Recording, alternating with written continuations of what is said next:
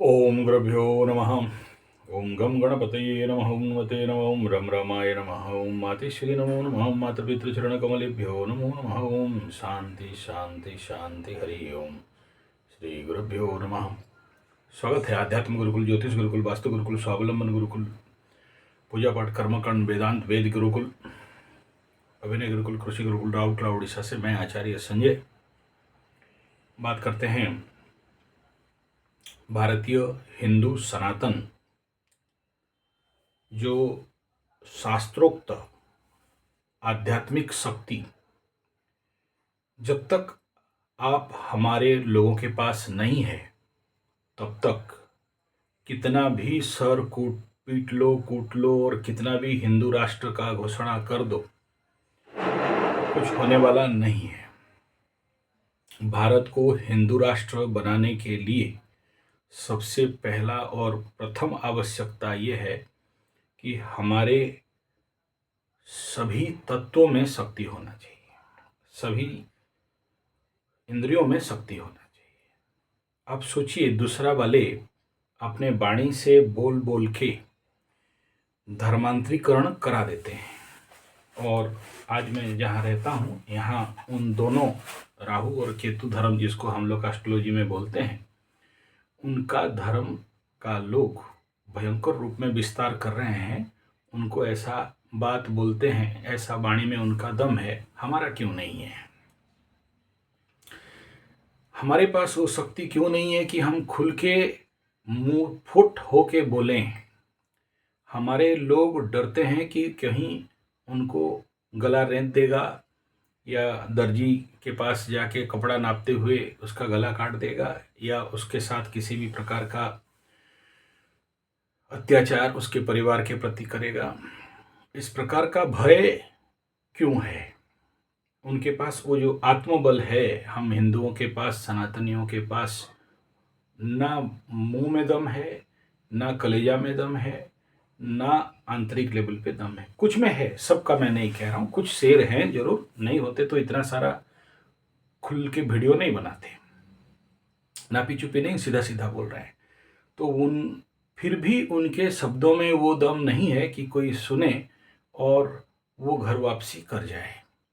तो ऐसा शक्ति का जागरण करना होगा। हमारे पास वो ताकत, तरीका, तंत्र मंत्र जंत्र यंत्र है, लेकिन हम उन सभी शक्तियों को अपने अंदर साधना करके सिद्ध नहीं कर रहे हैं कि हम किसी को प्रेम पूर्वक बोल दें और वो हमारे हिंदू सनातन धर्म में घर वापसी कर ले।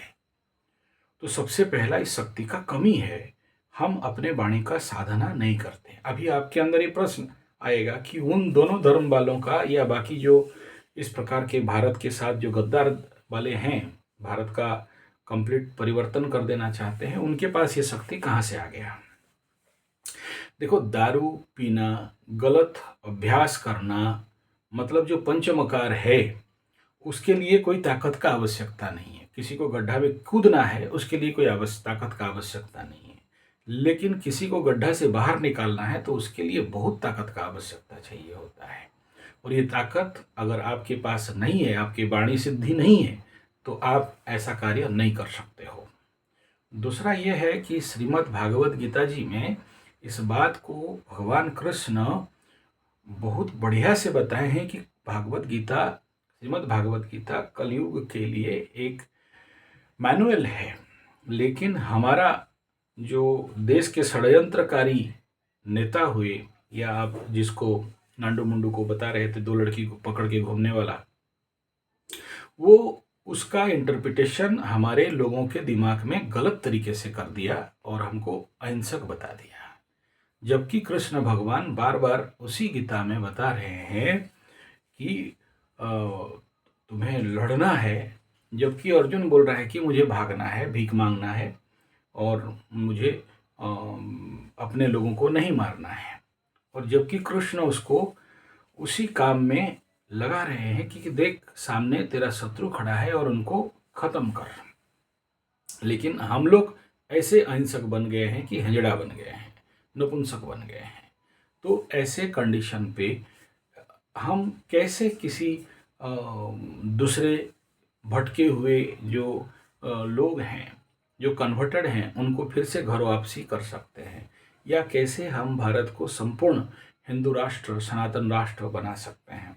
जरूर मालिका शास्त्र में, भविष्य पुराण में ये बताया गया है कि आने वाला हमारा भविष्य सनातन धर्म का है, कल्कि का भगवान का अवतार होगा या हो चुका है, और इस समय संधि काल में हम लोग चल रहे हैं, और आने वाला समय बहुत बड़ा परिवर्तन है। म्लेच्छ संहार कल्कि भगवान का जो बीज मंत्र है उसमें देखिए।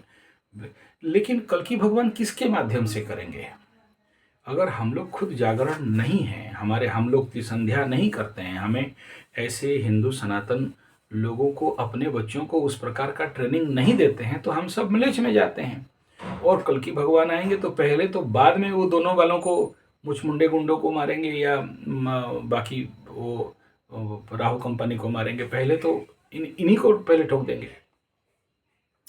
तो ये जरूरी है कि श्रीमद् भागवत गीता के आक्षरिक जो कृष्ण भगवान कर्म में तत्पर होने के लिए, और आपको कर्म में मतलब निस्वार्थ भाव से सर्व संकल्प परित्यागी भक्तिमान में प्रियो नर का जो सूत्र बताए हैं, और कर्मयोग का जो फिलोसफी है कि कर्म करना है, और उसमें किसी भी प्रकार के संश्लिष्टता नहीं रखना है, निर्ममो निरहंकार का जो भावना है, जिसमें अस्त्र उठाने के लिए भगवान श्री कृष्ण बात कर रहे हैं कि उठाओ अस्त्र और करो युद्ध।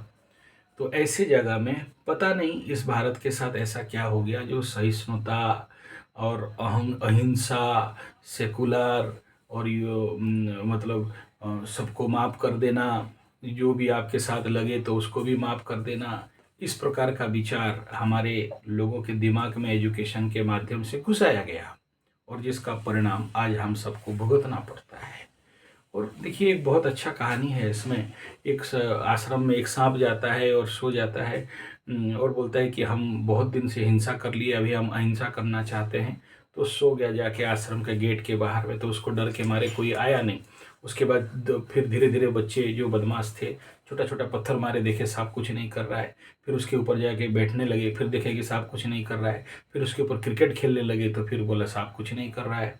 और उसके बाद फिर बड़े लोग देखे कि बच्चे कर रहे हैं तो हम भी पहुंच जाएंगे, तो वो लोग वहाँ पर जाके बैठ के खट्टी मारने लगे, बीड़ी सिगरेट पी के उसके ऊपर बुझाने लगे। फिर बारिश का दिन आया, तो जब आश्रम में जो लोग आ रहे थे वो आश्रम का बड़े चकित हो गए कि इतना बड़ा सांप, अजगर सांप बहुत बड़ा, तो उसके ऊपर लकड़ी जला के खाना बना के खाने लगे। तो सांप धीरे धीरे मुर्मूस अवस्था होके क्षत विक्षत हो गया। तो सांप एक दिन जाके गुरु के पास बोला, आप तो बोल रहे थे अहिंसा परमो धर्म, में अहिंसा धर्म माना, और मेरा तो हालत ये ऐसा हो गया कि मैं, और ठीक है। गुरु जी एक थप्पड़ मारे, बोले फूंक मारने के लिए कौन मना किया था तुमको? तो फूंक मारना चाहिए था, तुम फूंक नहीं मारा, बोले कि ये तुम्हारा हालत है।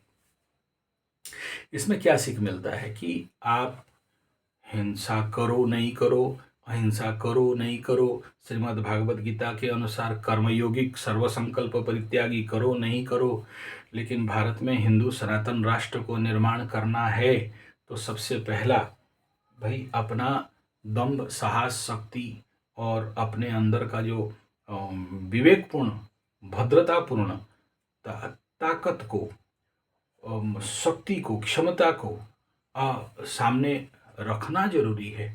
क्योंकि हम हर जगह में नपुंसक जैसे दुम दबा के भागेंगे तो हमारे ऊपर जो कुत्ता लोग होते हैं वो दौड़ाएंगे। कुत्ता उसी को दौड़ाता है जो डर के भागता है, जो खड़ा हो जाता है ना वो नहीं भागता है, और उसके पास वो कुत्ता दुम हिलाता है। लेकिन अगर आपके पास वो ताकत नहीं है कि आप घूम के उस कुत्ता को देखो, तो फिर आपको काटने के लिए भी दौड़ाएगा, और बाद में आपको रेबीज का इंजेक्शन भी लेना पड़ेगा। इसलिए हिंदू सनातन राष्ट्र बनाना है तो पहले आपके अंदर वो ताकत होना चाहिए जहां आप पलट के देख सको।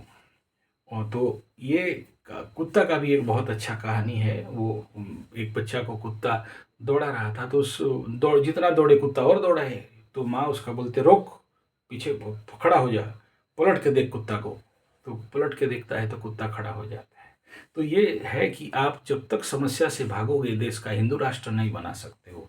ये जितने सारे कुत्ते हैं आपको भोंकेंगे, आपको दौड़ाएंगे, और ज़्यादा दौड़ोगे तो आपको और काटेंगे, और आखिरी में फिर आपका हालत वही हो जाएगा। लेकिन बुद्धिमत्ता तो यही है कि रुको, पलट के उसके ऊपर देखो, झपटो, वो मारने से पहले तुम मार दो कुत्ता को। कुत्ता तुम्हें काटे उससे पहले तुम कुत्ता को काट लो, वरना तुम्हें छोड़ेगा नहीं। कृष्ण भगवान को भी और अर्जुन को भी कृष्ण भगवान यही सिखा रहे हैं कि तुम नहीं मारोगे तो ये लोग तुम्हें मार देंगे, तुम और तुमको भीख मांगने नहीं देंगे, तुमको ही काट के खा जाएंगे। तो तुम्हारे हाथ में निर्णय है कि या तो हिंदू राष्ट्र बनाना है या फिर चूड़ी पहन के बांग्लादेश और पाकिस्तान बनना है। और जो लोग इसको नहीं समझ पाते हैं, फिर आने वाला समय में हिंदुओं के लिए और कहीं जगह नहीं है सिवाय समुद्र में जाने के लिए। क्योंकि आप अगर जितने सारे देश जो कन्वर्ट हो चुके हैं उनको अगर देखते देखते आओगे, तलवार के दम पे सलवार पहन लिए, अब आगे भाई आपका बारी है। और वर्तमान परिस्थिति बहुत परेशानपूर्ण है। आशा करता हूँ मेरा बात समझे होंगे। और हमारा मूल मकसद यही है कि ऐसे शक्ति अपने आप नहीं बनते, कोई अमेजन और फ्लिपकार्ट में नहीं मिलते। आपके युवाओं को हिंदू राष्ट्र निर्माण हेतु, हिंदू सनातन राष्ट्र का निर्माण हेतु महाशक्ति साधना हमारे गुरुकुल के माध्यम में 1 महीना का शिविर, 6 महीना का शिविर, 1 साल का शिविर में भेजें, क्योंकि इसके माध्यम से हम उनको हर एक दिशा में मजबूत कर सकते हैं। आर्थिक स्थिति पे भी उनको लाखों करोड़ों रुपया का रोजगार सदमार्ग में, ऐसा नहीं कि वो लोग जैसे नशा पता बेच के कमा रहे हैं या मनुष्य तस्करी कर रहे हैं, नहीं। जब तक हम लोग आर्थिक लेवल पे मजबूत नहीं है, मानसिक लेवल पे मजबूत नहीं है, शारीरिक लेवल पे मजबूत नहीं है, फिर हजार शास्त्र वेद विद्या सनातन हिंदू क्या कर लेगा। तो सबसे पहले वो उस मार्ग में हर एक व्यक्ति को अपने बुद्धिमत्ता के साथ और धार्मिक तत्व के साथ अपने आप को आर्थिक शारीरिक मानसिक लेवल पे मजबूत कराना होगा। और इस प्रकार का शिविर यहाँ पर हम लोगों का होता है। और ये जनवरी में, फरवरी में, मार्च तक होता है। मार्च से फिर धूप के कारण बंद हो जाता है। और बाकी हमारा गुरुकुल का जो भी शिक्षा व्यवस्था वो सब चलते रहता है, वो अलग बात है। और फिर जाके सितंबर महीना से पुनः स्टार्ट होता है। धन्यवाद। संपर्क हेतु 9437580589।